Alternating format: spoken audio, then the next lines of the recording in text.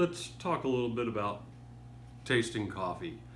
You've probably got a bag of coffee somewhere that has tasting notes on it, chocolatey or fruity or blueberry. Some of the tasting notes are legit.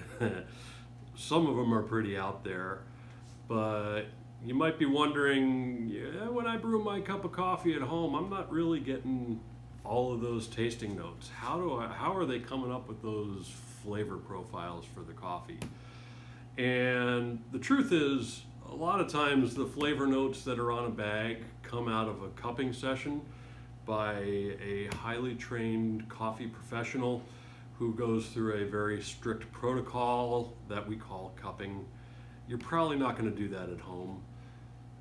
But there are a couple of things you can do in tasting coffee that'll make it easier to note what those flavors are coming out of the coffee. Aside from, of course, brewing the coffee properly, which we talk about all the time, when you're actually physically tasting the coffee, what do you need to do to get some more of those flavor profiles out? Two things that you can do, or three things really. The first thing that you need to do is you need to let the coffee cool down. When you first brew a cup of coffee, it's fantastic, it's nice and hot, but when you taste that coffee, all you taste is hot, and your taste buds just say, I don't know what's in there. Plus, as a coffee cools, it should have some more of those tasting notes come out. How long should I let it sit before it cools? You should let it sit for somewhere between 5 and maybe even up to 10 minutes before you really get into tasting that coffee. If it's an open mug like this one is right here, probably 5 to 7 minutes ought to be good. My Yeti travel mug that I use, you'd need to let it sit for about 15 minutes before it's anywhere close to cooled down enough.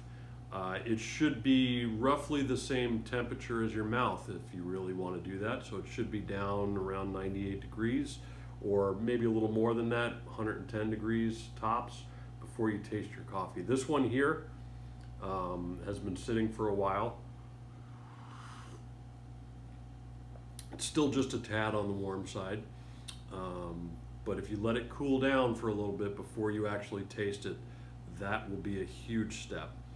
The second step is take little sips and kind of almost inhale the coffee more than drinking it. So when we're cupping, we actually slurp it in. There's a lot of slurping and spitting and going on, but you can do a similar thing with your coffee and just inhale it, slurp it in. Everything that your grandmother would be embarrassed about.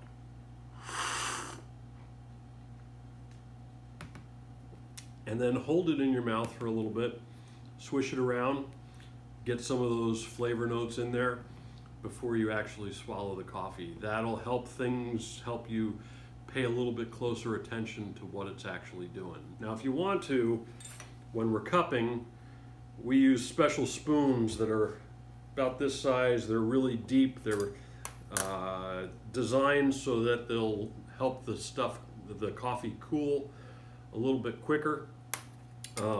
But you don't need a cupping spoon. You can literally use just about any teaspoon and take a little bit of coffee in there and slurp it in and do the same thing that you were doing when you were drinking it. So a couple ideas for tasting some coffee. Try it out this week and let us know in the comments below, or shoot us a DM and find out what flavor notes you might be getting out of your coffee that you maybe didn't taste before. So thanks for watching, and go make some better coffee.